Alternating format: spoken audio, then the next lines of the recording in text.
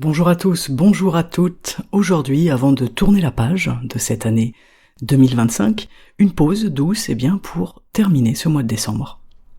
Avant de finir cette année, j'aimerais vous proposer quelque chose de très simple. Non pas un bilan à rallonge, pas une liste d'objectifs, pas une analyse de ce qui a marché ou de ce qui n'a pas marché, juste une pause pour nous, pour toi, pour moi, pour respirer, pour sentir où on en est vraiment, sans se juger, sans se corriger, et surtout sans se réparer. Bienvenue à toi sur le podcast Libres et Heureux. Ici, tu le sais, on parle de santé mentale, d'état d'esprit, de philosophie de vie, parfois même de taoïsme. Mais surtout, on parle de ce que ça fait d'être un humain, vraiment. Et si tu m'écoutes aujourd'hui, c'est peut-être que toi aussi tu as besoin de cette pause, peut-être que tu es fatigué, peut-être que tu as envie d'être apaisé, et peut-être que tu es entre les deux.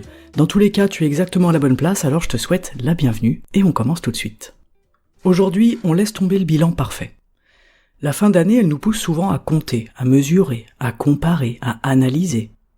Qu'est-ce que j'ai fait, qu'est-ce que je n'ai pas fait, ce que j'aurais dû faire, ce que j'aurais peut-être dû ne pas faire, mais si pour une fois on faisait autre chose, si, au lieu de regarder l'année avec la tête, on la regardait avec le cœur. Alors j'ai 3 questions très simples. Sans aucune obligation de réponse, bien sûr.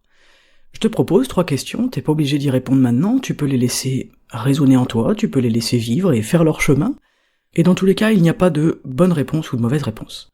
La première, c'est qu'est-ce qui t'a demandé, cette année, le plus de courage ? La deuxième question, c'est qu'est-ce qui t'a fait tenir, cette année, même dans les moments compliqués, difficiles, ou qui te semblaient peut-être insurmontables ? Et troisièmement, qu'est-ce que tu as appris sur toi, sans même peut-être l'avoir cherché ? Voilà pour ces 3 questions qui peuvent nous faire un bilan intéressant sur notre année, non pas avec notre tête, mais bien avec notre cœur, notre ressenti et nos émotions. Alors peut-être que tu fais partie de ces gens, et je pense qu'on est nombreux à être fatigués en fin d'année. C'est pas un échec, c'est pas une fatalité, je pense que c'est plutôt normal. C'est souvent le signe en fait qu'on a vécu, qu'on a ressenti, qu'on a traversé des choses, on a un peu avancé, et puis en fin d'année on se relâche, et voilà, on sait que c'est un moment, on sait dans le taoïsme que l'hiver c'est pas un moment pour produire, mais bien pour conserver l'essentiel, on en a parlé jeudi dans le dernier épisode. Et peut-être qu'en ce moment tu fais ça, tu te reposes, tu te sens fatigué, c'est très bien. C'est très bien parfois de juste reconnaître la fatigue sans la dramatiser, y a rien de grave, mais ok, je suis fatigué, je suis peut-être même épuisé, je suis peut-être même sur les rotules, je suis peut-être même chamboulé émotionnellement cette fin d'année. Ça c'est là, et j'ai rien à corriger. Et d'ailleurs c'est mon message suivant, c'est rien n'est à corriger avant janvier. On n'a rien à régler avant le 31 décembre.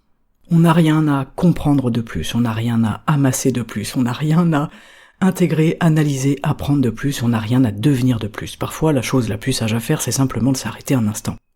De profiter de cette fin d'année, de faire notre petit bilan dans notre cœur, et ok, je vais rentrer dans mon année différemment. Simplement s'arrêter un instant et prendre le temps de voir, de ressentir, peut-être de nommer les choses pour lesquelles on est content ou contente, pour lesquelles on est heureux, heureuse, reconnaissant, reconnaissante.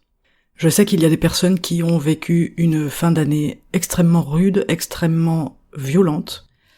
Dans mon entourage, plusieurs personnes ont vécu des décès entre le 20 décembre et le 24 décembre. C'est difficile de terminer l'année comme ça. C'est sûr que là, on n'a pas envie de faire un bilan. On n'a peut-être même pas encore la capacité d'être reconnaissant pour quoi que ce soit, et ça se comprend.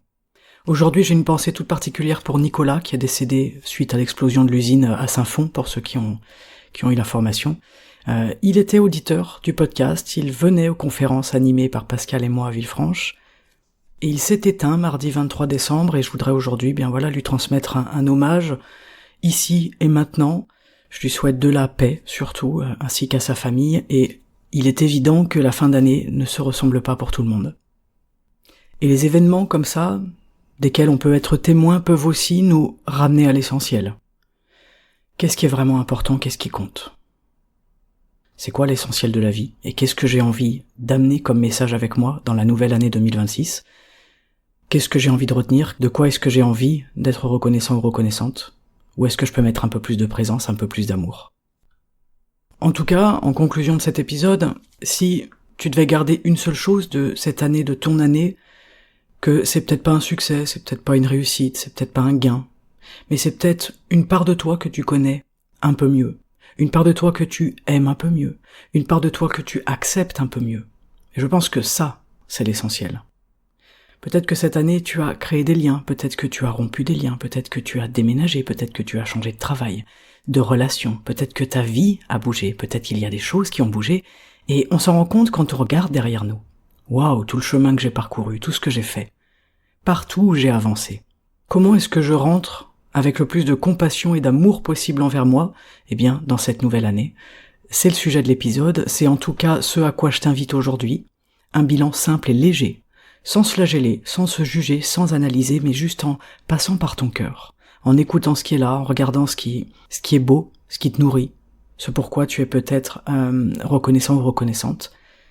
Et une invitation aussi à juste prendre un temps pour s'arrêter, prendre un temps pour respirer.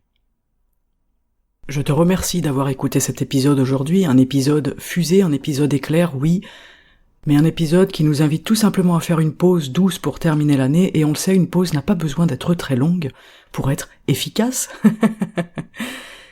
Une pause pour respirer, pour sentir où tu en es aujourd'hui, sans te juger, sans te corriger, encore une fois sans te réparer. Simplement pour te regarder avec le cœur. Alors j'espère que cet épisode t'aura fait du bien, même un tout petit peu, et on se retrouve très vite pour un nouvel épisode. En attendant, je te souhaite et je vous souhaite à tous une excellente fin d'année, du mieux qu'on peut, avec ce qu'on a, là où on en est, avec ce qu'on traverse dans la vie.